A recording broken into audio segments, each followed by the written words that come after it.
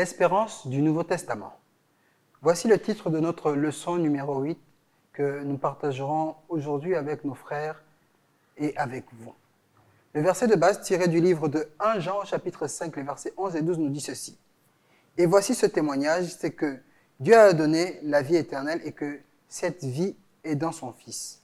Celui qui a le Fils a la vie, celui qui n'a pas le Fils n'a pas la vie. Aujourd'hui, je serai avec Philippe. Bonjour Philippe. Bonjour. Et avec David. Bonjour David. Bonjour William. C'est un plaisir de t'avoir avec nous pour partager cette leçon. C'est un plaisir aussi. Alors, l'espérance dans le Nouveau Testament. Pour débuter, je voudrais vous poser un peu cette question. Et je vais me tourner vers toi David. Pourquoi, selon toi, dois-tu faire de ton mieux pour préserver cette espérance et cette foi que tu as reçue? Absolument, absolument. Parce que, vous savez, quand on devient chrétien, quand on manifeste notre foi en Dieu, c'est déjà à ce moment-là, il y a toute une aventure, qu'on débute une aventure. Donc, de là, ce n'est pas une chose qu'on l'a et puis c'est fini. Des fois, j'ai un ami pasteur qui a l'habitude de dire on est tous sauvés, mais pas définitivement. C'est juste pour montrer que quand on a le salut, on a cette espérance, on doit nourrir cette espérance et on doit chaque jour nous efforcer de le maintenir en vie. Sinon, ça peut arriver, il y a des gens qui perdent cette espérance et nous voyons que les choses partent de tous côtés. Oui, c'est important. Et puisque le salut n'est pas définitif, nous avons besoin de nourrir cette espérance. D'accord. Je vais renvoyer la même question à Philippe. Oui, merci. Je vais aller dans le même ordre d'idée que David. C'est que lorsque je décide d'être chrétien, c'est que j'adhère au projet de Dieu. Son projet, que l'homme puisse passer l'éternité avec lui. Et pour pouvoir y arriver, il y a des conditions. Je dois rester attaché à lui pour bénéficier de sa grâce et que lui, dans son amour, qu'il puisse m'aider à pouvoir rester fidèle à lui jusqu'à ce qu'il revienne. Pourquoi? Parce que il est important de savoir que Christ nous a donné la vie éternelle.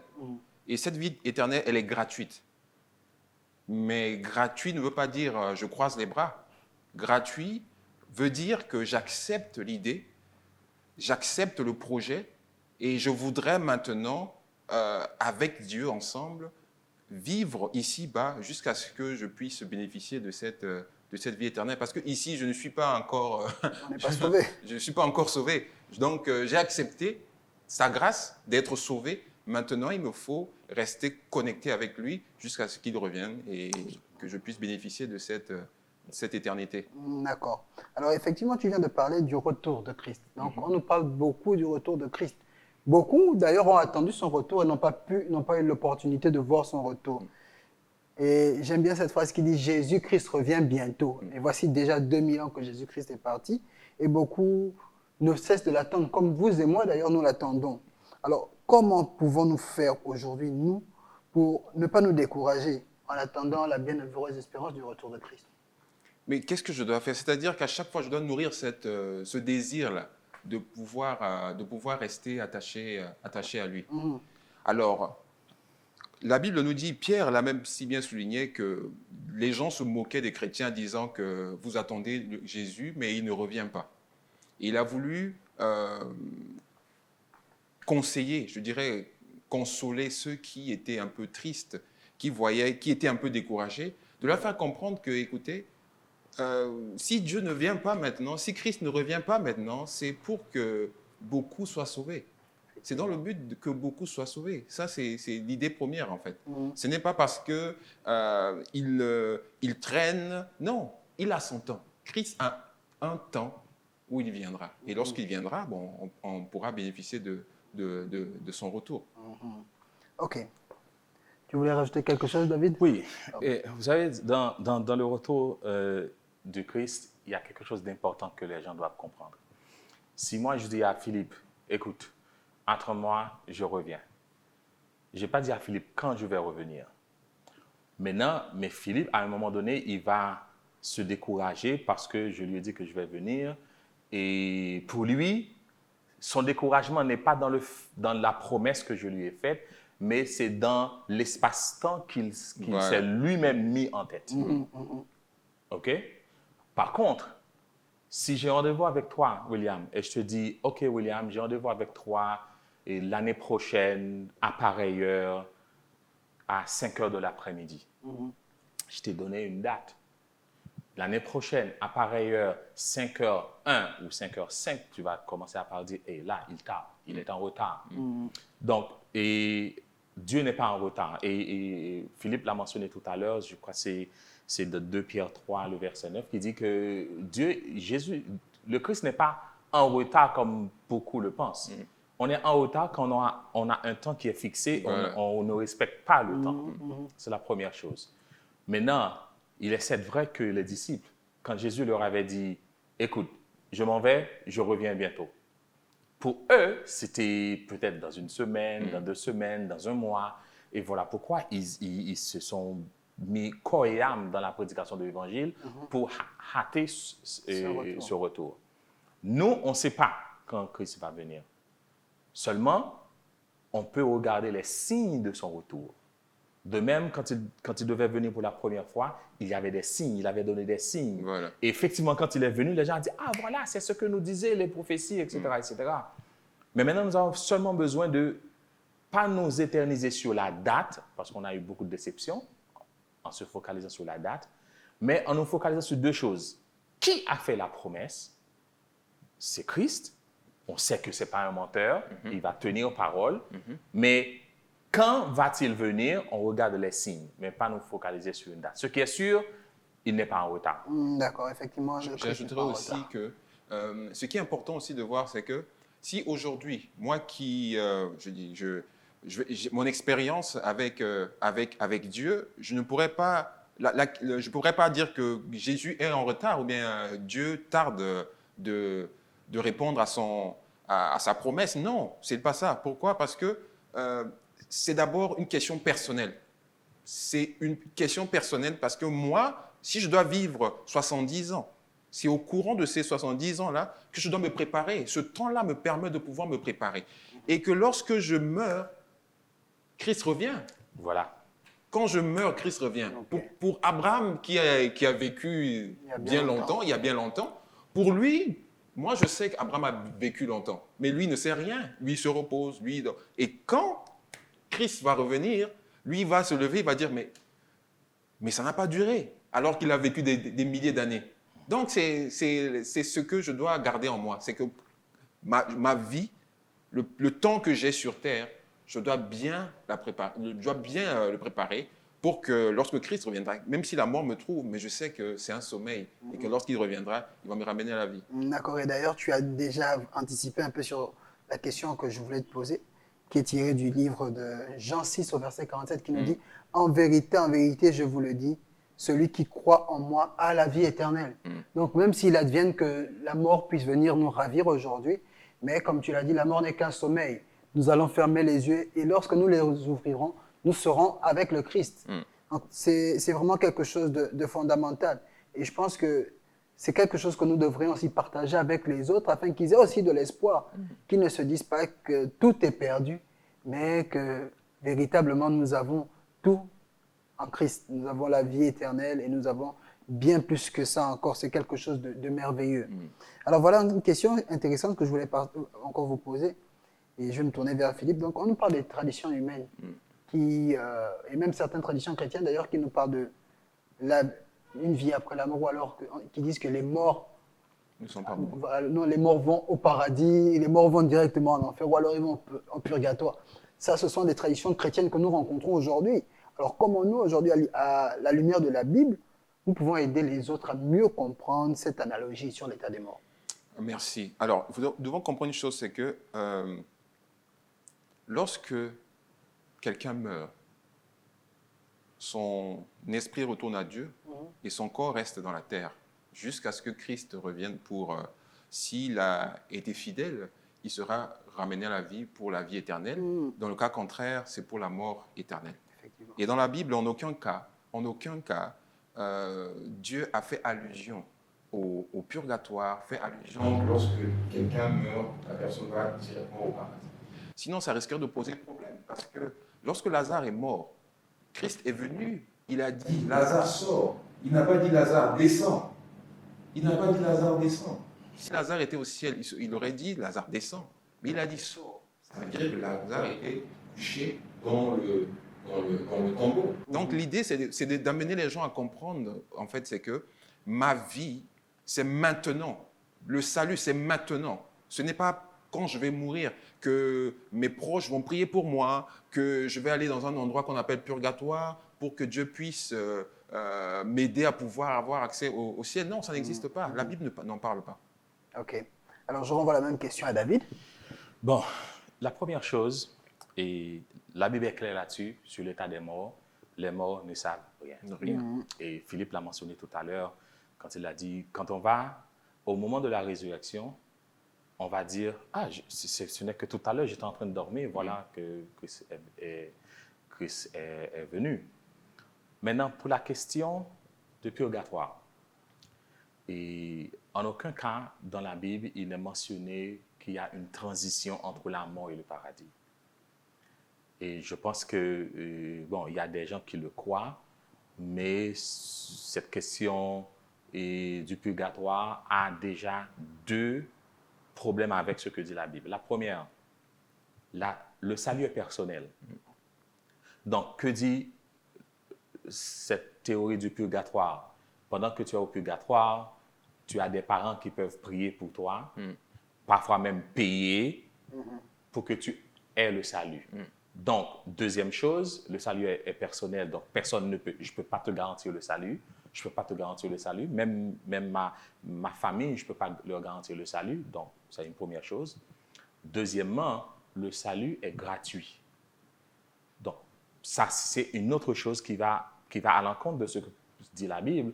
Je ne peux pas aller payer pour ton salut, c'est gratuit. Maintenant, quelqu'un qui y croit, bon, il y a des gens qui y croient, mais il faut rester sur ce que dit la Bible. Quand on meurt, on ne sait rien. Il n'y a pas de transition où on va... parce que j'ai lu sur le purgatoire au cours de la semaine, c'est comme cet état où... c'est comme cette transition où on essaie de te parfaire pour que tu puisses être digne de la vie éternelle. Il n'y a pas ça. Si on doit être digne de la vie éternelle, c'est au cours de notre vivant. Et la dernière chose que je voulais dire aussi sur l'état des morts, au moins dans la Bible, il y a eu plusieurs résurrections que Jésus a fait plusieurs résurrections. Il y a un en particulier, c'est la résurrection de Lazare. Et Philippe l'a si bien dit, j'emprunte ce que tu as dit tout à l'heure. Jésus n'a pas dit Lazare descend, il dit sort. Donc Lazare était là. Et les évangélistes qui ont écrit sur la vie de Jésus, s'il y avait quelque chose avec la résurrection de Lazare, je suis sûr qu'on allait le mentionner. Probablement, tout le monde savait que, bon, avec la mort, il n'y a rien. Et je suis sûr que des gens curieux comme moi, ils aient demandé à Lazare, qu'est-ce qui s'était passé pendant que tu étais mort? Il dit, mais rien, je dormais. Et puis, qu'est-ce close? Et voilà. Donc, c'est ça. À la mort, on ne sait rien. Et cette question de purgatoire est en inadéquation avec la vie. D'accord. Alors, toujours en revenant sur l'aspect de la résurrection, que nous enseigne donc cet état sur le pouvoir que Dieu a, que Dieu a de changer nous les vivants et de ressusciter les morts à la seconde venue? Qu'est-ce que cela nous enseigne? Bon, déjà, c'est une promesse. OK? Et quand nous regardons tout le parcours de l'histoire, c'est remettre à sa place ce qui a été à un moment donné et je dirais ce qui a été désordonné, en un mot. Maintenant, à la résurrection, pour avoir résurrection, il faut avoir mort. Donc la résurrection, c'est le retour à la vie. OK? Et pour qu'il y ait retour à la vie, il est important que nous sachions comment vivre notre vie avant la mort. Et Dieu a ce pouvoir parce que c'est lui qui donne vie, Si on prend déjà avec la création, et un peu d'argile, le souffle, et ça donne la vie. Donc, la mort, ce n'est que ce détachement entre ce morceau d'argile et le souffle que Dieu a mis dedans. Donc, s'il a le pouvoir de faire la création, donc il a aussi le pouvoir de ressusciter les gens et après leur mort. D'accord, je me tourne vers Philippe. Oui, il est important de le comprendre. Pourquoi? Parce que Christ nous a montré le chemin. Ouais. Lorsqu'il était sur terre, il est venu, il est mort pour nous, il est revenu à la vie, il est ressuscité. Et il est parti. Et sa mission, c'est qu'est-ce qu'il a dit aux disciples, même à ceux qui étaient à son époque, il leur a dit, quoi, je suis le pain de vie. Je vous donne la vie éternelle. Même si vous mourrez, je vous ressusciterai. Christ a le pouvoir de ramener les gens. Il a ce pouvoir de le faire. Et c'est ça qui me rassure, parce qu'il a d'abord montré le chemin. Lorsqu'il est venu, il est mort, il est revenu à la vie. Ça me rassure que celui qui va me ramener à la vie a ce pouvoir-là de le faire. Et je suis heureux et je m'y tiens à cette promesse-là, tout en sachant qu'il est allé préparer un endroit pour moi et que lorsqu'il reviendra, il me prendra et que tous ensemble, nous allons vivre. Et la même promesse, Paul l'a présentée aux Thessaloniciens, aux Corinthiens, parce qu'il leur a fait comprendre que nous n'allons pas tous mourir. Parce que lui, il avait l'espoir que Christ allait revenir très bientôt. Ouais. Il a dit, nous n'allons pas mourir, mais nous serons transformés. Hein? Ce corps mortel va revêtir l'immortalité. Vous voyez un peu, ce corps corruptible va revêtir l'incorruptibilité. Donc, tout ce qu'il a été présenté, c'était pour insuffler l'espoir, l'espérance à ce peuple-là, aux Thessaloniciens, aux Corinthiens, pour leur faire comprendre qu'effectivement, ne vous découragez pas, Christ reviendra, même si vous mourrez, même si vos proches qui sont morts, n'oubliez jamais, ne doutez pas de cela, que Christ a le pouvoir de les ramener à la vie. Et nous, aujourd'hui, on garde cette espérance-là. Ouais. Effectivement, Christ a le pouvoir de nous ramener à la vie, mais il a également le pouvoir de nous changer afin que nous soyons à la stature même que Dieu veut que nous puissions être. Alors, voilà un peu vers quoi nous amène notre leçon. Nous allons vers la fin, d'ailleurs, nous tirons. Et avant de finir, je voudrais que vous me donniez votre avis par rapport à cette dernière question, qui d'ailleurs sera la conclusion. Donc, comment aujourd'hui pouvons-nous aider ceux-là qui croient à l'enlèvement secret? Comment pouvons-nous les aider à bannir cette fausse croyance? Bon, et pour cette question d'enlèvement secret, et j'arrive pas à comprendre que des gens mettent tellement de foi là-dedans. Bon, il y a des gens qui le croient. C'est peut-être une interprétation, et je dirais erronée, de ce que dit la Bible. Et il le base sur ce verset qui dit « Nous serons deux ici, un sera enlevé et l'autre... » Voilà. OK, voilà. Mais, et je ne sais pas si vous avez vu ces films, il y a même un film, ils ont fait quatre épisodes de ce film où ils parlent de ça. Bon, la première chose, c'est que pour revenir à ce que Philippe a dit tout à l'heure, se basant sur ce que Paul a dit, nous ne mourrons pas tous. C'est-à-dire, au moment de la seconde venue du Christ, certaines personnes seront vivantes. Et quand Jésus va revenir dans sa gloire, on va tous le voir. Les gens qui seront sauvés pour le millénaire, ils seront vivants pour aller passer le millénaire. Et les gens qui ne seront pas sauvés à ce moment-là, ils vont mourir en attendant la seconde résurrection. Maintenant, c'est ce que dit la Bible. Mais même de nos jours, il y a des vidéos qu'on partage sur WhatsApp où je suis avec toi là et puis je ne te vois pas. Et puis je me demande qu'est-ce qui se passe, les avions qui tombent, etc. etc. Et par rapport à ma compréhension de la Bible, tout au moins, c'est l'enlèvement secret et c'est pas ça. C'est pas ce que prêche la Bible en fait. OK. Je vais lire un texte dans Apocalypse chapitre 1, verset 7. La Bible, il est écrit voici, il vient avec les nuées et tout œil le verra, même ceux qui l'ont perversé, et toutes les tribus de la terre se lamenteront à cause de lui. Oui, amen. Tout œil le verra. Papa, le retour de Christ sera possible. Il sera visible tout le monde.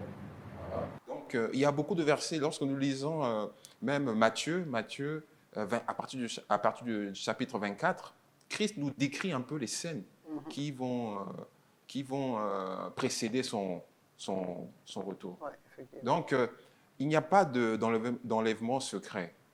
C'est où tu as cru, tu n'as pas cru. Pourquoi cacher ça? Bibliquement, comme David avait le dire, c'est pas écrit, c'est pas biblique. C'est pas biblique et il faudrait que nous lisions plus la Bible avec l'Esprit de Dieu pour qu'il nous aide à mieux comprendre ces vérités. Je vais juste rigoler un peu. Tu t'imagines, je viens et je rencontre la femme de Philippe. Je dis, où est Philippe? Il dit, moi non plus, je ne sais pas. Et je ne sais pas, je l'ai laissé à la maison, je suis revenu, il n'est pas là. Donc, tu sais, tu vois l'angoisse dans laquelle sa famille va être, ben, il s'est évaporé. Ouais. C'est un peu compliqué. Effectivement, d'ailleurs, il y a quelques temps, je regardais un film comme ça et la finalité, c'est que tout le monde est parti et puis la personne qui pensait pouvoir hériter du royaume des cieux est restée seule. Elle s'est mise à pleurer. Et ça nous rappelle que beaucoup parmi nous ne sont pas très édifiés par rapport à ce que la parole de Dieu nous dit. Alors donc l'espérance dans le Nouveau Testament, ou l'espérance du Nouveau Testament, n'est autre que cette espérance que le Christ nous a laissée. Nous devons rester fermement accrochés à cette espérance, nous devons la garder à cœur et nous dire à chaque fois que le Seigneur revient très bientôt, il est temps pour moi de me préparer à le recevoir. Oui. Je pense que notre leçon a été très bien comprise, que ce soit par nous-mêmes et par vous qui nous avez regardés. Nous vous remercions encore et nous prions que, au sortir de là, vous puissiez sonder les Écritures, non pas avec les yeux de l'homme, mais avec l'Esprit de Dieu. Je vais encore te remercier, David. Merci à toi, William. Ce fut un plaisir et nous espérons que lorsque tu repartiras auprès de ta famille, tu transmettras toutes les salutations de l'équipe de Art de Vivre. Sans faute. Merci. Merci à toi, Philippe. Merci pour ton engagement à soutenir cette œuvre. Et merci à vous qui nous regardez semaine après semaine et qui nous encouragez jour après jour avec vos commentaires. Que le Seigneur vous bénisse, qu'il nous bénisse et je vous souhaite d'ores et déjà de passer une agréable semaine en sa présence.